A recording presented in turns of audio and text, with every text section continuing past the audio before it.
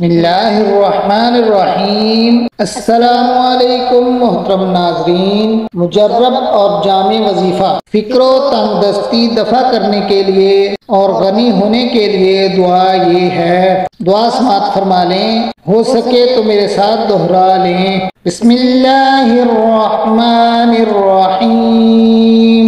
یا مفید یا غفور یا ودود، اغنینی بحلالک عن حرامک وبطاعتک عن معصیتک وبفضلک عمن سواک برحمتک یا ارحم الراحمین۔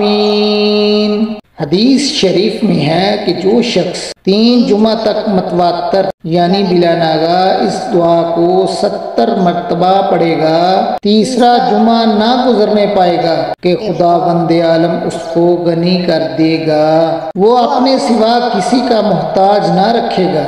اللہ تعالی ہم سب کو اپنے حفظ و ایمان میں رکھے، آمین یا رب العالمین۔